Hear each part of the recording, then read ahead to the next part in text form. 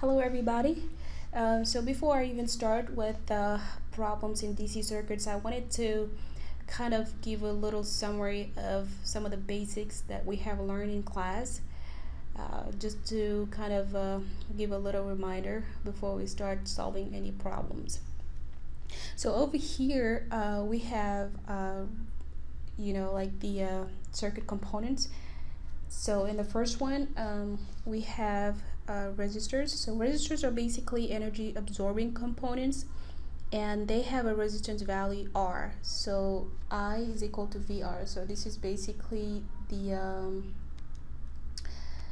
Ohm's law, this one over here. So we just need to remember that.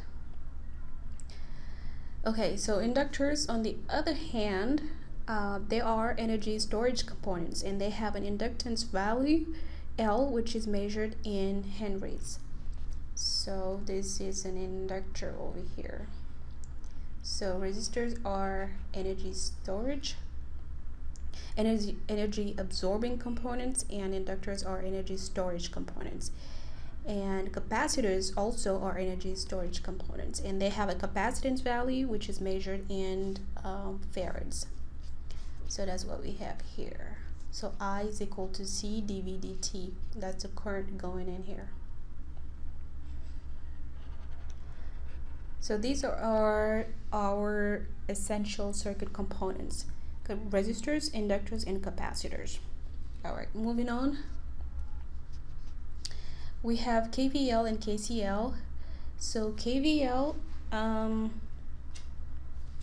basically what it says is that all your currents, for KVL, all your voltage drops around any closed path within a circuit is equal to the sum of the voltage rises. That's here. Okay, and KCL is for currents. So that's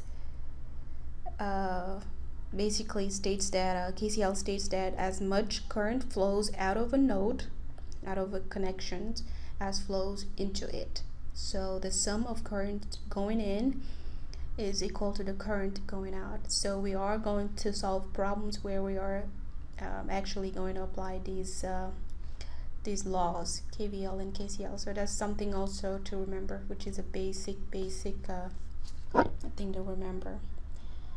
Another basic stuff is, of course, Davines equivalent and Norton. So basically Davines theorem, how do I say this? So two-terminal network with when you have dependent and independent sources, they can be represented by a Thevenin equivalent circuit consisting of a voltage source in series with a resistor. So where's my pen? Oh. Okay, so I'm looking for my pen.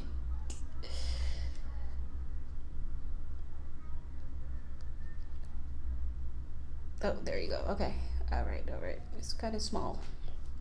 All right. But anyway, so we have so that can be represented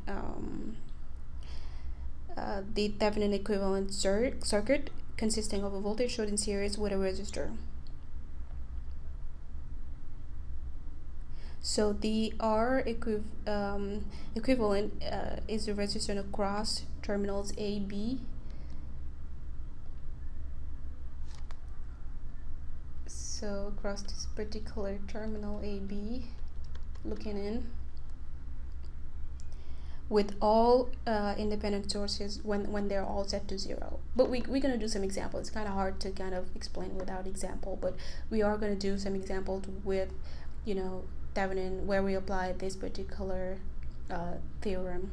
And Norton is actually for parallel. So that's a circuit consisting of a single current source.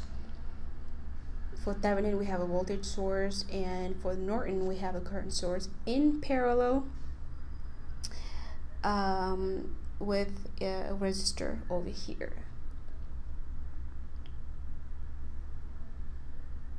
So the equivalent resistor, REQ, is the resistance across terminals A and B when all independent sources are set to 0. I'm having a hard time with this pen. I can't even find it. It's pretty small. Let me go ahead and change it. Oh, sorry.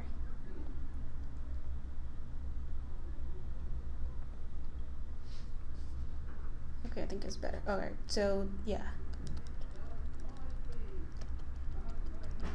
Okay. So your I short circuit is V equivalent over R equivalent resistor. Okay. So another one we have to remember, I think we've already talked about this a little bit. Yeah, but it's something to also remember.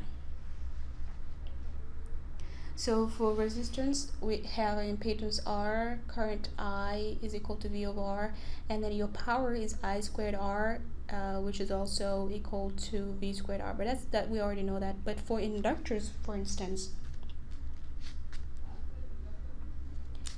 okay. So in steady state DC circuits, right? Ideal inductors, they have 0 resistance. Okay, so the impedance is equal to 0.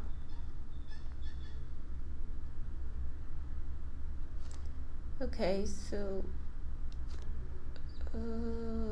resistance is equal to 0 for inductors in a steady state DC circuit.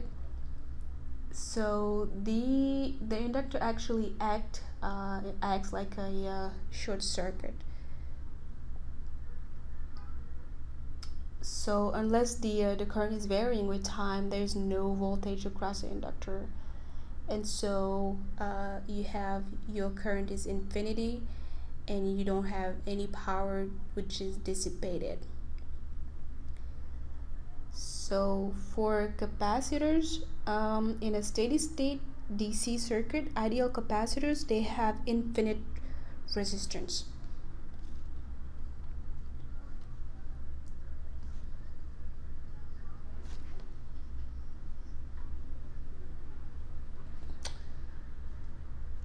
Oh, let me change this because I can't even find the pen.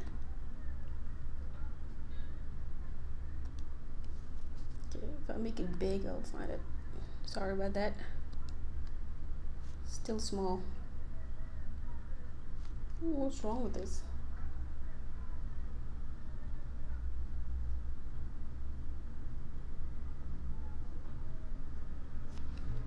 Okay, so I don't lose you anymore. Sorry. Okay, so where was I again? Alright, so capacitors. So in a steady state DC circuit, so capacitors, they have infinite resistance, and so they act like an open circuit.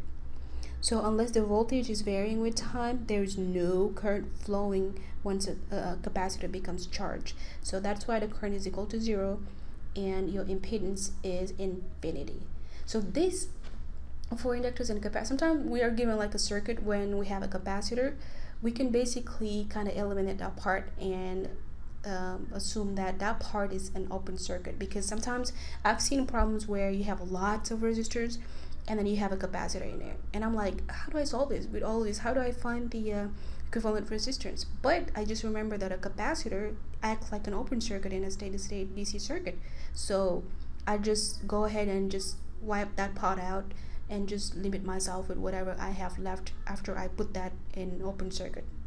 You know what I mean? So these rules are extremely important. So for a capacitor, the current doesn't flow into a capacitor once it becomes charged, so it acts like an open circuit. But for inductors, act like a short circuit, so the current is infinity and then there's no impedance at all. Okay, all right, so another thing, also when you have two parallel resistors, this is the formula right here. I just assumed for 2, but of course you can have more than 2, and in that case you will have 1 over R EQ is equal to 1 over R1 plus 1 over R2 plus 1 over, you know, whatever, how many resistors you have, depending. So but usually we have 2 parallel, I don't know, you know, maybe, but I'm so used to 2 parallel, 2 resistors. That's why, you know, I kind of put that formula out there. So it's R1 R2 over R1 plus R2. And when you have 2 resistors in series, it's R1 plus R2. And of course, when you have more than that, you just add them together. So one thing to remember here also is that when you have resistors and capacitors, they act the same way as far as when you're trying to find the equivalent capacitance or equivalent resistance. So capacitors, they act opposite, I'm sorry. Inductors and resistors, they act the same, but then capacitors and resistors, they act opposite when you're trying to find the equivalent capacitance. So just go ahead for capacitors. Remember just capacitors and resistors. So don't even worry about inductors, because inductors and resistors, they're, when you're trying to find their equivalent whatever, it's the same thing. And capacitors and resistors, they act opposite. So that's how I remember. I'm just telling you like how I remember it. So instead of, because sometimes we given a circuit filled with capacitors and then they ask us to find the equivalent capacitance, and I'm like, okay, because I'm so used to resistors, and I just go ahead and add them together for series, and I'm like, oops, you know, and I got the answer wrong. And in fact, that shouldn't be, you know, for capacitors, it shouldn't be that. It should be like if you had resistors in series. So that's how I remember it, you know what I mean? That's why I put it out there. So for capacitors, this is the opposite as in resistors, but then inductors and resistors are the same. So you can just remember the resistance one, because we're so used to doing those. All right, okay, moving on. What do I have here? So when you have a simple series circuit, the current flowing is the same across all of them. So you have I, which is the current flowing throughout the series circuit, is equal to IR, the current flowing through R1. It's also equal to the current flowing through R2, and is also equal to the current flowing through R3. And when you're trying to find, I'm here, and you try to find the resistance equivalent, we talked about it a little earlier, it's R1 plus R2 plus R3. Okay, and the voltage is V1 plus V2, and of course when you're trying to find the V equivalent, you have I R EQ, R equivalent. And when we are asked to find a voltage across one of the resistors, so the voltage across a particular resistor is the total circuit voltage, VEQ, times the resistance of that particular resistor, okay, R1, divided by the total equivalent resistance. You know what I mean? So if you have like V or 2, for instance, this is voltage divider, by the way. So when you have VR2, for instance, it's gonna be R2 over REQ VEQ. So for instance, when they ask us to find the voltage across R2, then we just use this formula right here, voltage divider. And I think that's it for series circuit, right? So these are the only thing that we have to remember. The current flowing is the same. The voltage is the total voltage. You just add them together. So it's the total of all voltage sources. And then the remaining of them is just, you know, common sense, I guess. Okay, so when you have a parallel circuit, this is the last one. So when you have a parallel circuit, it's the opposite of a series circuit. Okay, so the current flowing,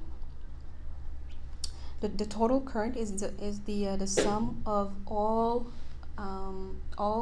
is the sum of the you know, the particular currents.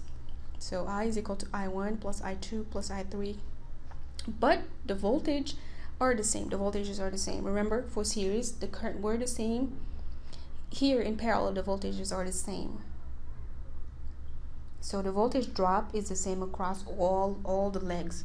You know, the voltage drop is the same here. Same thing.